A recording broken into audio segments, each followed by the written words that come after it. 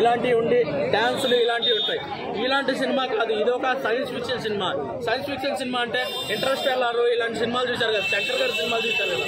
శంకర్ గారి సినిమాల్లో అపరిచితుడు సినిమా చూస్తే అపరిచితుడు సినిమాలో హీరోకి ఒక సిండ్రోమ్ ఉంటుంది, ఏంటంటే మల్టిపుల్ పర్సనాలిటీ డిజార్డర్ అని. అలాంటి సినిమా అనమాట.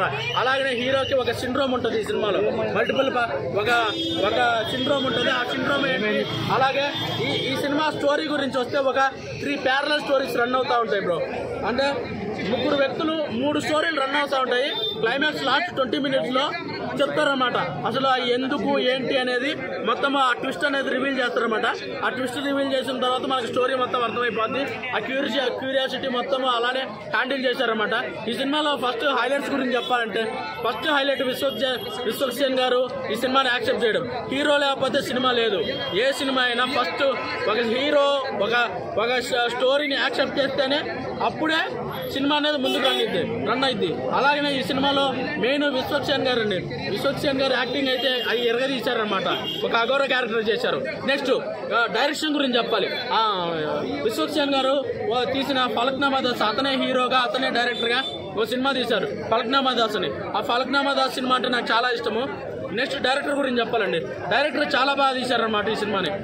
ఈ సినిమాలో ముఖ్యంగా కంప్యూటర్ గ్రాఫిక్స్ వాడిన తీరైతే అద్భుతంగా ఉంది. ఈ మధ్య కాలంలో తెలుగు సినిమాలో పాన్ ఇండియా లెవెల్లో హిట్ అవ్వడానికి మెయిన్ కారణం ఏంటంటే పుష్ప అవ్వచ్చు, ఏదైనా స్టోరీ ఉంటుంది. స్టోరీతో పాటు కంప్యూటర్ గ్రాఫిక్స్ అనేది ఉండాలి.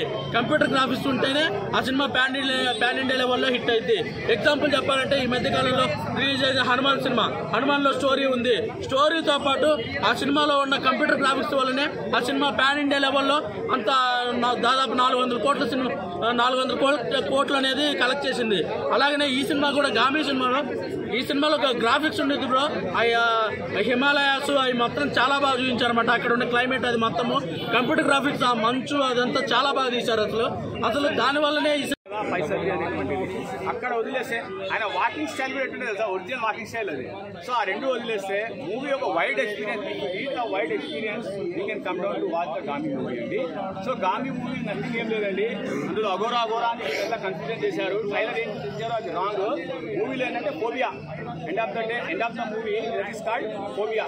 Phobia doesn't have any medicine. Phobia has to be cure your self. అంటే మీ అంతకు మీరే దాన్ని నయం చేసుకోవాలి అనే concept movie. That's it.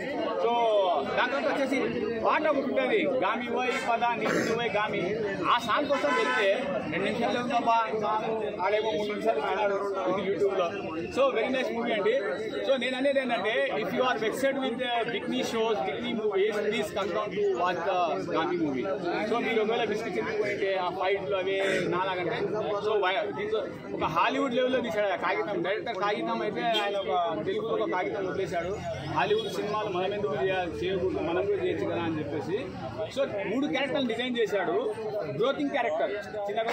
So మొత్తం చెప్తే సినిమా ఇదైపోతుంది. నైస్ అండి, very nice movie. Please watch the movie.